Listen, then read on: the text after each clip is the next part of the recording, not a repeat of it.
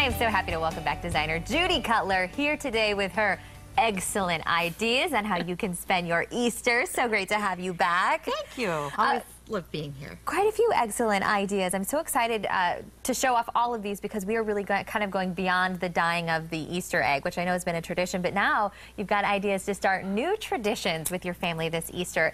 These are just hilarious. They are just hysterical. I love these. What did you do? They're like little egg creatures. These are little firefly, light up firefly eggs. So cute. So you start with a plastic egg and you open it up. They're darling. You open it up and you put a battery operated tea light. It fits in there perfectly. It fits perfectly. Yep. And you close it up. And you could actually just hide these lit up around the house and let the kids go and find them. Have a nighttime Easter egg hunt. It's a little bright in here, so you can't really see the effect of them, but they look really cool. But then you can turn them into little bugs. So you can take a piece of tissue paper and twist it and make little wings to go on the back. Adorable. You can actually make your wings out of tin foil. You don't have to spend money to do this. It can just be things you have around the house. Add some feathers. Add some chenille wires for the little feet. And then you take a Sharpie and draw a face on the front of it, and you've got these really cute light-up fireflies. And you are pretty much just assembling it with a glue gun, right? Is that what you use? Just with a glue gun. Okay, very cool. I'm sure the kids are going to love these. They will love it. These are so fun. Yeah, have an Easter egg hunt at night. Okay, so what else do you have The for next us? ones, I think, are little Sharpie eggs. And one of the really cool things that I found this year are these new eggs that are plastic. I knew they were different when I saw them. They don't open up like the old ones. Sometimes those can be a little unstable when you're trying to do something. They don't always stay closed. And they look cheap. Yep.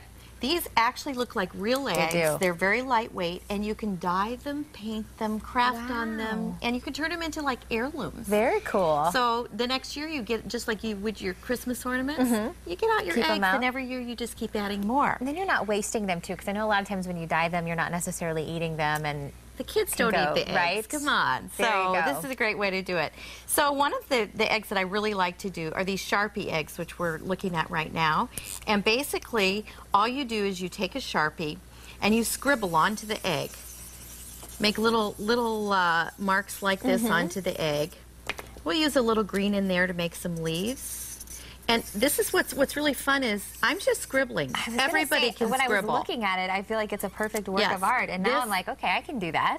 Then you take a Q-tip with rubbing alcohol, and you just rub over the egg. And it kind of turns it into a little watercolor kind of look.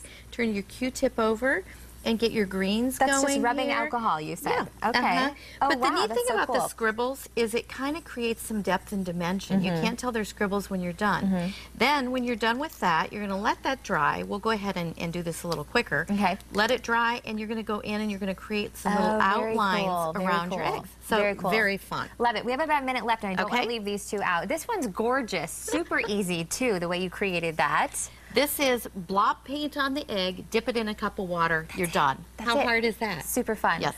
This one's really cool, too. You told me napkin design, and I thought, what kind of napkin? Yes. But, yeah, of course you found a gorgeous napkin. Any Easter napkin, cut out the shapes and the patterns. This is one that nobody can goof because you're not really painting. And then you basically glue with Mod Podge, you glue the patterns you've cut out right onto the egg, and you create this beautiful egg. Now, what did you use that for?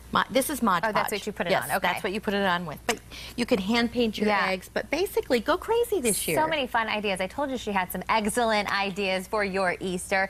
To learn more about Judy and her designing and her passion for DIY, head to your website, which is createbeyondthelines.com. And then if you have any questions for us, maybe a segment idea, go to our website, fox4morningblend.com.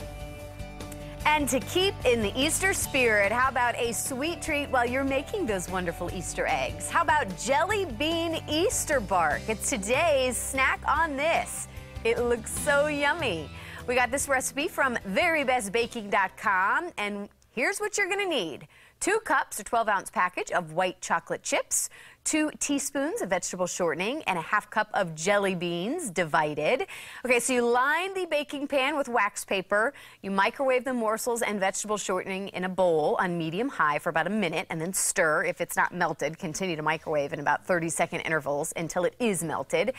Once it is, stir in about a 1/4 cup of jelly beans. You spread the mixture to a 1/4 inch thickness on the baking sheet. Sprinkle with the remaining 1/4 cup of jelly beans, and then you refrigerate for about 15 minutes or until firm. Then break into pieces for your bark. And there you have it, jelly bean Easter bark. How cute and tasty.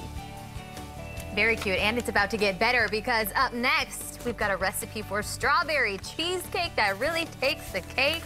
How the star of this creamy rendition is very delicious. We'll be right back.